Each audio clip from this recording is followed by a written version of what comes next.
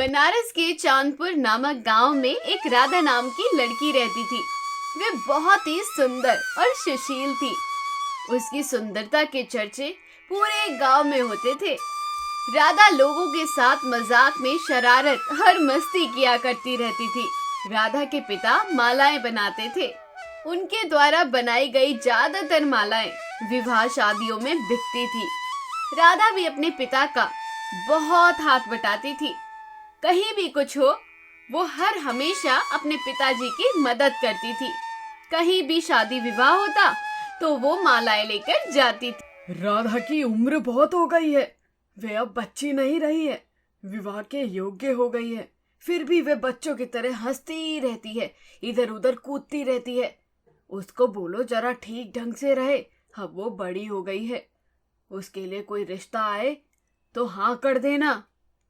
हाँ, इस वर्ष तो शीत ऋतु में पूरी 19 वर्ष की हो जाएगी। अब हमें राधा के लिए लड़का देखना चाहिए। कब तक घर में बिठा कर रखेंगे? राधा भी तो बड़ी हो रही है ना। देखते ही देखते हमारी राधा कितनी बड़ी हो गई, शादी लायक हो गई है। ये अपनी नादानियां तो छोड़े, तभी इसकी शादी के बारे में सोचेंगे। पिताजी, मैं अभी शादी नहीं करूंगी। अभी मेरी उम्र ही क्या है? अगर मैंने अभी शादी कर ली तो आपके काम में आपकी मदद कौन करेगा? बेटी, अब तुम बड़ी हो गई हो, इतना हंसी मजाक ठीक नहीं होता। लड़की ज्यादा सुशील ही अच्छी लगती है, हा हा हू करने वाली नहीं अच्छी लगती है। पिताजी, ये गांव हमारा है। मुझे यहाँ के लोग और गांव बहुत अच्छा लगता है। गांव के सभी लोग मुझे अपने लगते हैं, इसलिए मैं हंसी मजाक कर लेती हूँ। हाँ बेटा, वो बात तेरी ठीक है, लेकिन अब तू बड़ी हो गई है, शादी लायक हो गई है, तो हंसी मजाक एक सीमा तक किया कर, अच्छा नहीं लगता है। राधा को देखने बहुत से रिश्ते वाले आए, परंतु राधा उनको ये कह देती कि वो अभी बच्ची है, इसलिए ये सब सुनकर चले जाते थे। कि एक दिन राधा को दूसरे गांव में वरमाला लेकर जाना पड़ा, क्योंकि वहां पर एक बड़ी शादी थी। इसलिए राधा अपनी सहेली को लेकर उस गांव में पहुंच जाती है। जैसे ही राधा और उसकी सहेली शादी वाले घर में पहुंचते हैं, उसके सामने सूरज नाम का एक लड़का आ जाता है और दोनों की आपस में टक्कर हो जाती है, जिस कारण सारी फूलमालाएं बिखर जाती है। मुझे माफ करना, मेरी वजह से आपकी सारी फूलमालाएं नीचे गिर गई। कोई बात नहीं जी, मैंने भी सामने नहीं देखा कि कोई आ रहा है। सूरज और राधा पहली नजर में एक दूसरे को दिल दे बैठे थे। इतने में ही सूरज की माँ आ जाती है। वह उन दोनों को देखकर सब समझ जाती है। बेटा, तुम्हारा नाम क्या है? कहाँ से हो?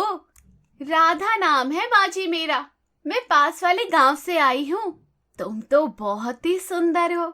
अरे सूरज, जो मालाएं खराब हुई हैं, उसके सारे पैसे राधा को दे देना और राधा के साथ जाकर नई मालाएं लेकर आना। जी माँ जी। तभी दोनों राधा और सूरज राधा के घर पर आ जाते हैं। सूरज को देखकर राधा के माता पिता डर जाते हैं, क्योंकि वे मन ही मन सोचते हैं कि कहीं राधा ने कोई शरारत तो नहीं की है। तभी सूरज उनको सारी बातें बता देता है। ठीक है बेटा, तुम रुको, मैं अभी नई मालाएं लेकर आता हूँ। राधा, सूरज को पानी पिला दो और पूछ लो चाय भी पियेंगे। लाती हूँ माँ।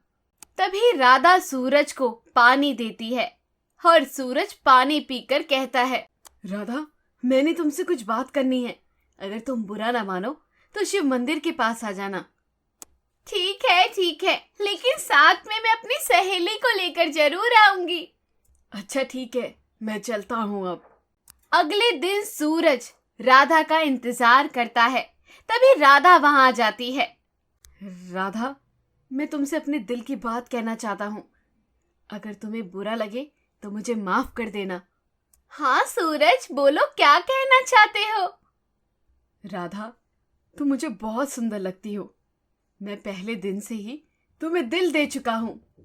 मैं भी तुम्हें पहले दिन से ही पसंद करती हूँ, लेकिन शादी के लिए तुम्हें मेरे माता पिता से बात करनी होगी। मैं उनकी मर्जी से शादी करूंगी। अगर मेरे माता पिता हमारे रिश्ते को हाँ कहेंगे तो ही शादी के लिए मैं तैयार होंगी। ठीक है राधा, मैं इसी हफ्ते अपने घर वालों को तुम्हारे घर लेकर आता हूँ। राधा अपने घर आ जाती है और वे बहुत खुश थी और खुशी खुशी में वे सारी बातें अपनी माँ को बता देती है, जिससे उसकी माँ बहुत खुश हो जाती है। लेकिन कई हफ्ते गुजर गए थे, सूरज अभी भी नहीं आया। राधा भी अब सूरज के इंतजार में उदास रहने लगी थी।